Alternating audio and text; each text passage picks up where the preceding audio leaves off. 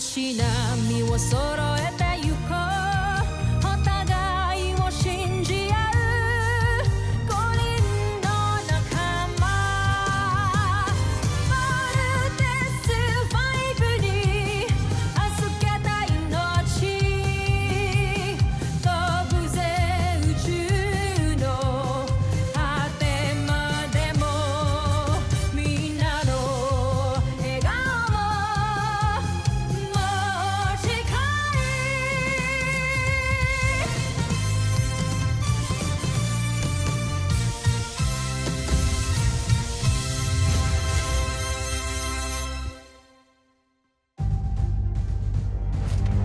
Ang nakaraan sa Voltes 5 Legacy. Ano nga palang ipapangalan mo sa kanya? Zardos. Bagay na bagay sa kanya ang pangalan. O sana labanan mo yan. Patay na si Rothgar. Bangil lang na ako. Baguhin natin yung pangalan mo. Ano ba sa tingin mo ang nababagay sa akin? Ned Armstrong. Gusto kong makita ang aking pamangkin. Kunin mo ang bata. Hindi maaari. Huwag niyong gawin ito. Upang magawa nating labanan ng aming armada, ay kailangan nating bumuo ng pantapat sa ultimate weapon ng Bozan Najmi Imperium. Kailangan na nating gumawa ng sarili nating fighting robot. We will call it Voltes. Voltes 5 na siyang magliligtas sa planetang Earth. Ipinapangako ko sa inyo ng mama mo, sisiguraduhin ko na hindi mangyayari sa inyo yung sinapit ng mga mahal ko, no? Wala nang masasaktan sa pamilya ko. Ito ang gagamitin ko para makabalik ako sa aking pinagmulan. May mga pangako pa akong kailangan tuparin. Ano sinabi mo, Ned? Papa, huwag ka pong aalis. Huwag mo kaming iiwan ni Mama. I'm sorry, Marianne. Paano kami ng mga anak mo? Babalik ako sa'yo. Sa mga anak natin, magiging buo tayo ulit.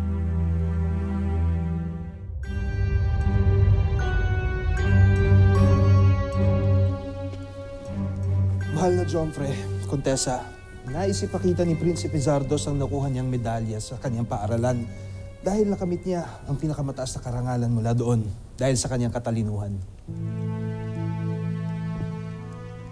Inaalay ko sa iyo ang medalyang ito, Emperati. Hindi ako nagkamali na kinupkop kita, Zardos. Ikinararangal kita. Tusentak, Emperati.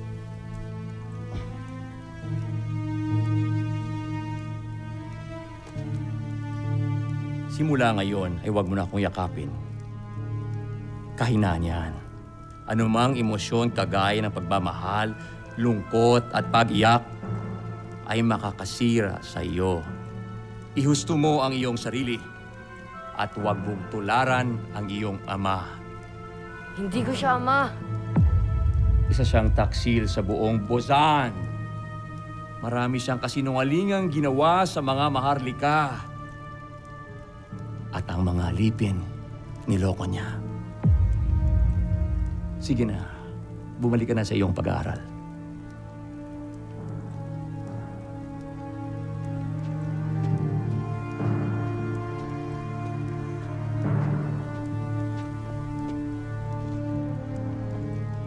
Mabuti at nabibilog mo na ang ulo ni Zardos laban sa kanyang ama. Balang araw, mapapakinabangan natin siya.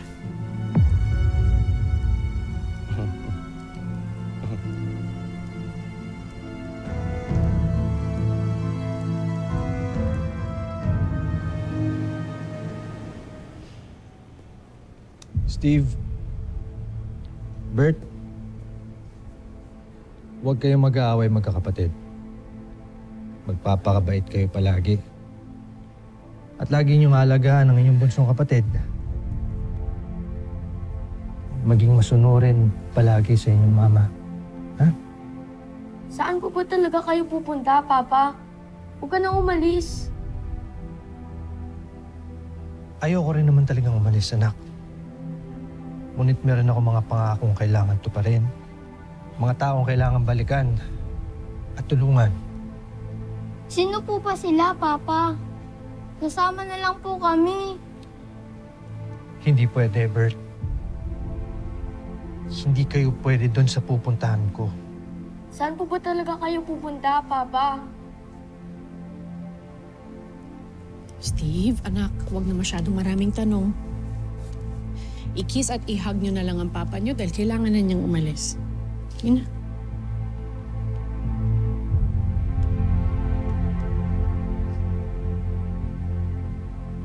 Ned? Nakahanda na lahat. And we have to go.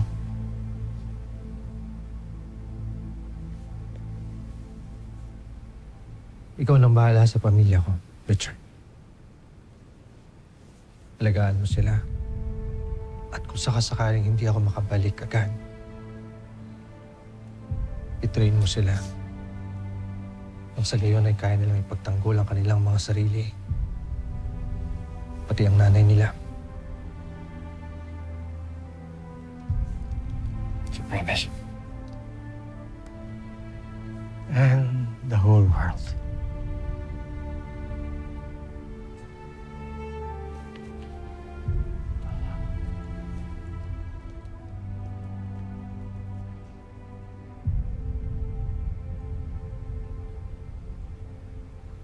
Mahal kita, Mary Ann. Mahal ko kayo ng mga anak natin. Pangahawakan ko ang pangako mo, Nen. Hihintayin ka namin. Huwag na huwag mo rin kalilimutang mahal na mahal kita.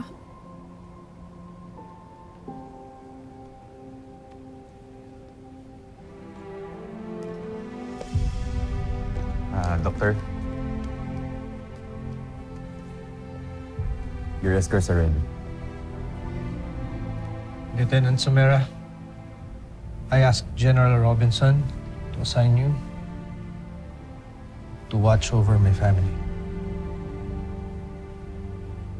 Makakasa ka.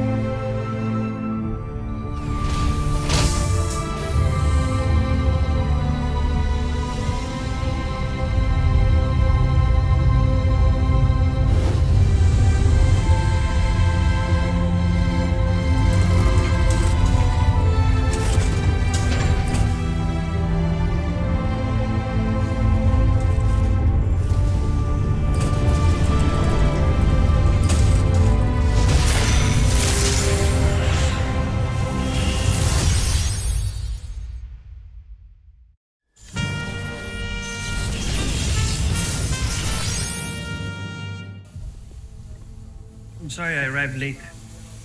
Hindi ako nakapagpaalam sa buhay niyan. He's a good guy. I just hope makarating siya ng safe dun sa destination niya. Ang nabagid sa akin ni Ned, it will take about 7 to 8 years para makarating siya sa planeta nila. Kung hindi magloloko yung spacecraft. Pero nga siyang ginagawa na warp drive engine, sayang lang. Hindi natapos bago siya malis. How's the progress of the Camping Falcon? Well, so far we're still on schedule.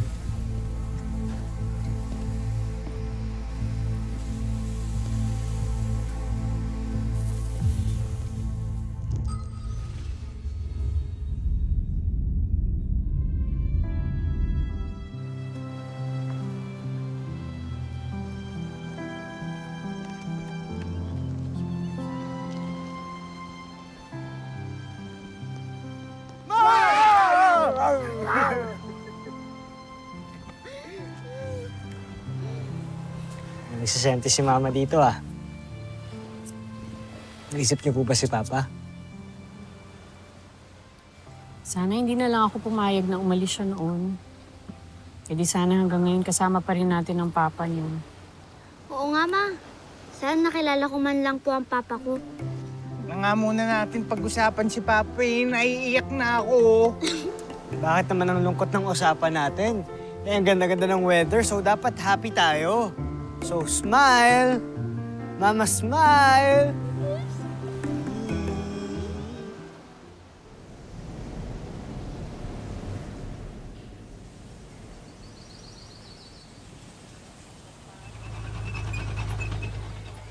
Woo! Camping Falcon!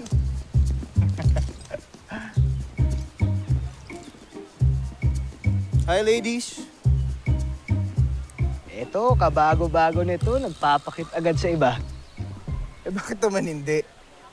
Meron yata tayo special privilege siyang Armstrong Brothers dito sa camp mo. Eh, totoo din naman yun. Kung di dahil kila Mama and Papa, wala tong CBF. Excuse me? No, excuse me. It's excuse me, sir. Mga kadit lang kayo dito, di ba? Go easy ka lang, ha? Isa lang. I'm not your bro. Narinig ko yung pinag-uusapan yung magkapatid kanina. Bakit? Ano sa tingin nyo? Mga prinsipe kayo dito? Teka. Sir? Bakit ba nakikinig ko sa usapan namin? Oo nga. Private conversation namin yun, ah. Attention! May problema ba dito? Wala ho, sir. Specialist, ikaw. None, sir. Masyadong riding ha, tapable. Mga bagong dating lang itong mga recruits na to. Huwag naman natin silang i-terrorize this early.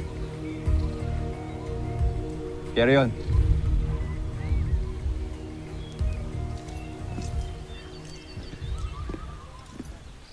Buti nga.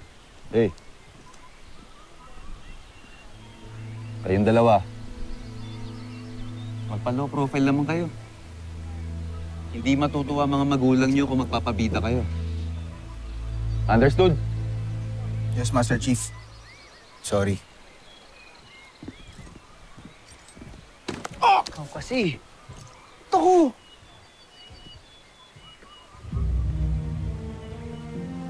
Uy! Kababata ako to eh! Kamusta? Baby! Long time ah! Long time.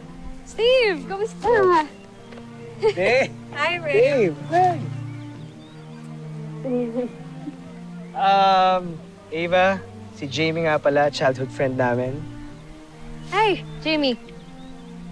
Okay. Let's go, babe. Let's go.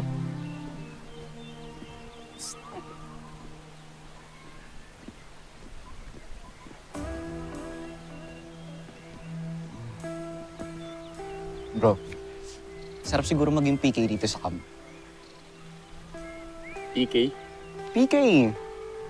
Privilege kids. Bro, Thomas nga pala. I'm Mark. Mark Gordon. Nice to meet you, pare.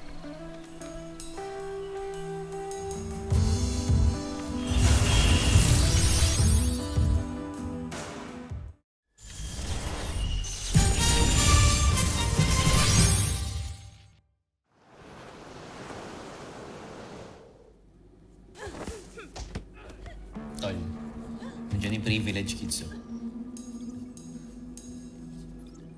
Talagang naupo pa sa mga bench. Mga Egbert, tingnan mo. Naramdam. Sigurado kung ano-ano na naman iniisip ng mga yan. Anong pansinin, kuya? Hayaan mo na sila, Mark.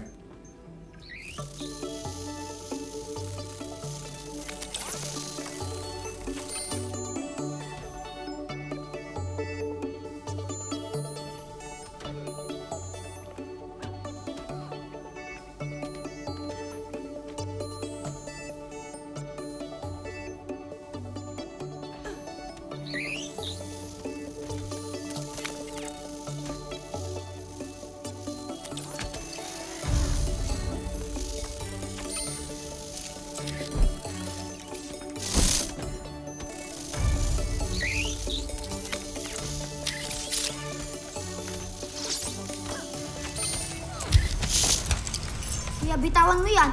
Bitawan mo! Little John, alam ko ikaw to. Ikaw lang ang pwede maka-invento ng ganitong klaseng insekto. Anong makikichismis ka na naman, oh. Ako di pwede. Bye! Yung drone ko!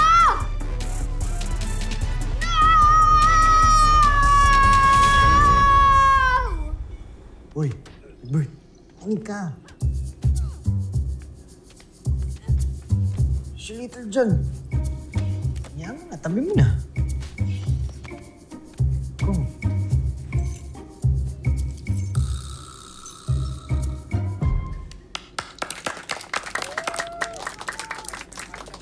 Next match up, Sanchez and Robinson. On the mat! Go, Jamie! Basta.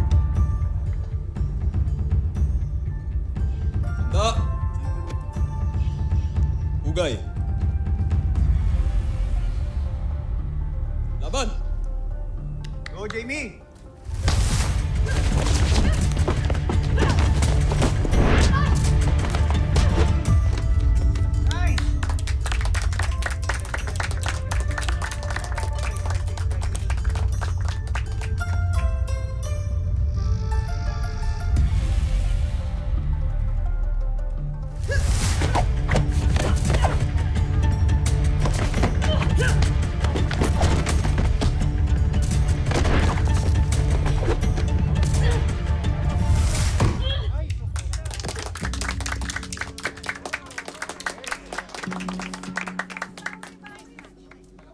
First round.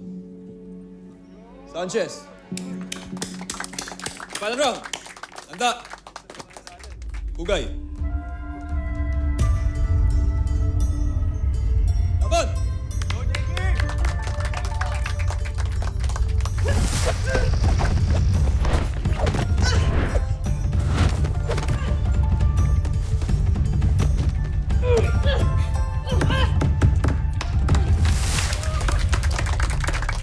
Nice one!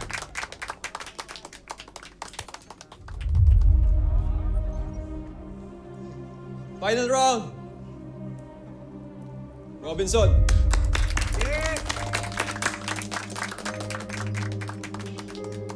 Okay? Yes, babe. Sure? Yes. Sigurado Thank ka, you. ha? You're so sweet. Jeez. May sinasabi ka, Jamie? Ha? Ah! Sabi ko sorry, nasaktan ba kita? Sorry ah. Jeez. Galing mo.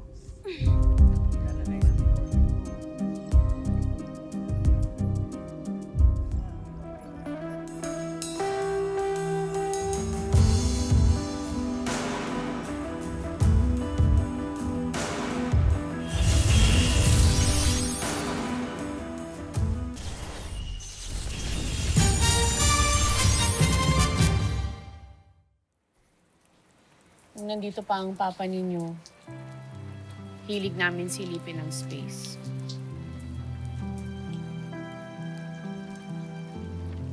Naalala ko nga yun, ma. Tuwing lalabas ako, nakikita ko si Papa nakatingin sa space, sa stars.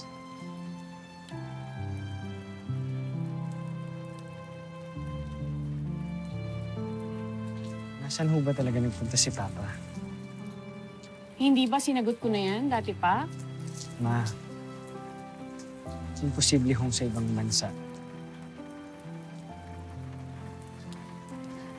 Nalala ko ho, sakay siya ng isang spaceship. Hindi ho, airplane, mas spaceship. So, ibig sabihin sa buwan, stars, sa ibang planeta.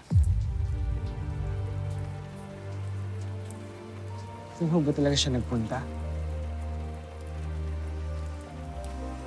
If yes, ma, anong gagawin niyo doon? Bakit hindi pa ho siya nakakabalik ngayon?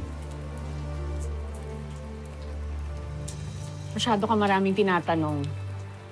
Ma, malaki na ho kasi ako eh. May sarili na ho akong isip. Palagi ko hong tinatanong sa sarili ko, nasaan ho ang tatay ko? Hindi ba gusto mo maging sundalo para sa planetang Earth? Bilang sundalo, alam mo na may mga bagay, mga mission na hindi dapat pag-usapan at sabihin. Kaya wag na natin pag-usapan to. Halika na, matulog na tayo.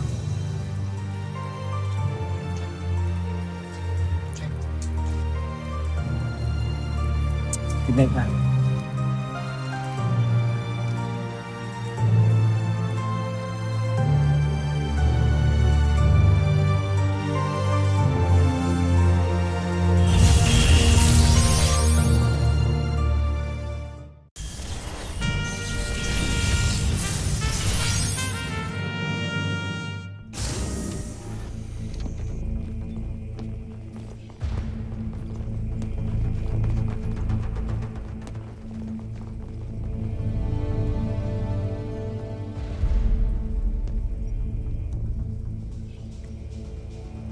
Based sa report na nabasa ko, kayo ang may initiative na maging part ng EDF special program.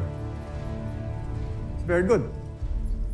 Pero hindi lang ganoon ang mga katangian na hinahanap ng Camp Big Falcon para maging membro ng Earth Defense Team.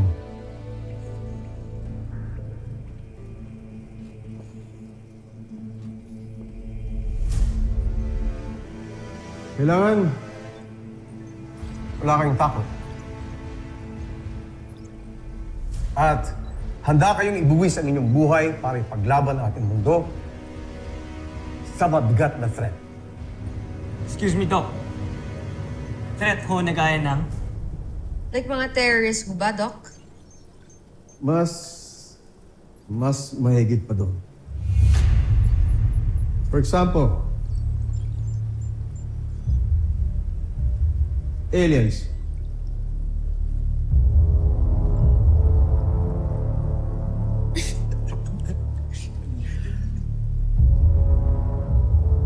Bakit? Akala niyo ba nagbibiro ako? Doc. Halimbawa man kung seryoso kayo. Kami ho talaga ang lalaban niyo sa mga alien. Tsaka na naman ho yung panlaban namin dun. May isang armas at niyatago ang Camp Big Falcon. Nandiyan siya sa loob ng chamber na yan. Ito ay isang armas na dinevelop at ginawa ng matagal na panahon para makasiguro na meron tayong malakas na sandata dito sa mundo nito. Ano, candidates? Handa na ba kayong makita ito? Sir, yes, sir! Kuya, naiisip ko rin sa utak ko. Oo na ba yun? Bata pa tayo nung huli kong nakita yun eh. Malamang buo na yun. Nakwento lang to sa akin ng dad ko before pero hindi ko akalain na totoo pala to. I would like to introduce to you Voltes 5!